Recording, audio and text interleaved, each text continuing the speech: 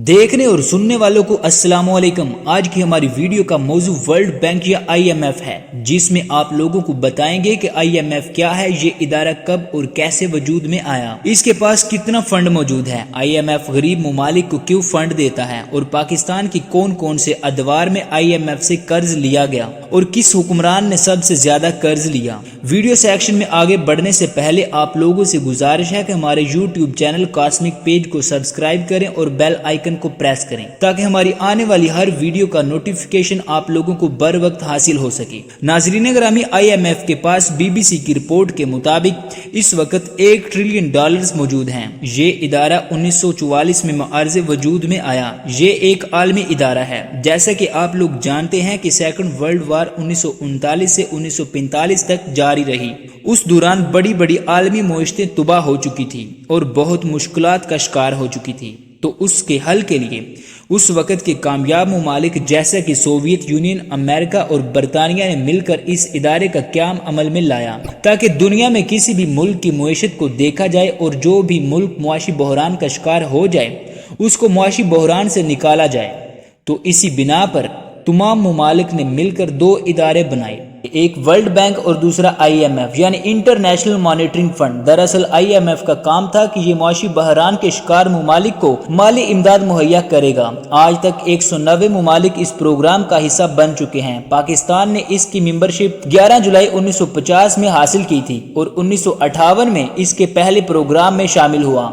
यानी 1958 में पाकिस्तान ने कर्ज की पहली किश्त हासिल की थी। 1958 में पहले प्रोग्राम के तहत पाकिस्तान को $2.5 अरब का फंड दिया गया। अब तक पाकिस्तान 23 प्रोग्राम्स में हिस्सा ले चुका है। सबसे पहले सदर अयूब ने 3 प्रोग्राम्स के तहत IMF में हिस्सा लिया। इसके बाद जुल्फकार अली भुट्टो का दौर आया और इसने 4 प्रोग्राम्स के तहत हिस्सा लिया। जुल्फकार अली भुट्टो के बाद जनरल जिया इक़्तिदार में आते हैं और जनरल जिया के दौर में पाकिस्तान ने 2 प्रोग्राम्स में हिस्सा लिया। इसके बाद बेनजीर भुट्टो का दौर शुरू होता है और इनके दौर में पाकिस्तान 2 दफा IMF के पास जाता है और इसके बाद नवाज शरीफ इक़्तिदार में आते हैं और इसके दौर में पाकिस्तान 1 दफा IMF के प्रोग्राम में शामिल होता है। नवाज शरीफ के बाद दोबारा से बेनजीर भुट्टो मुल्क की वजीर आजम बनती हैं और इनके दौर में 3 दफा IMF से कर्ज लिया जाता है। इसके बाद दोबारा नवाज शरीफ वजीर आजम बनते हैं तो इनके दौर में 2 दफा पाकिस्तान IMF से कर्ज लेता है और इसके बाद परवेज मुशर्रफ का दौर शुरू होता है। परवेज मुशर्रफ के दौर में भी 2 दफा पाकिस्तान IMF के प्रोग्राम्स का हिस्सा बनता है। इसके बाद यूसुफ रजा गिलानी का दौर आता है जिसको पाकिस्तान पीपल्स पार्टी की तरफ से वजीर आजम बनाया जाता है और इनके दौर में भी पाकिस्तान 1 दफा IMF से कर्ज लेता है। इसके बाद फिर नवाज शरीफ का दौर आता है, तीसरी दफा के वजीर आजम बनते हैं और वो 1 दफा IMF के प्रोग्राम में शामिल होते हैं और फिर 2018 में पाकिस्तान तहरीक इंसाफ की हुकूमत में पाकिस्तान 1 दफा IMF के प्रोग्राम में शामिल होता है और पाकिस्तान तहरीक इंसाफ की हुकूमत के बाद अब फिर मौजूदा हुकूमत इस प्रोग्राम को कंटिन्यू कर रही है।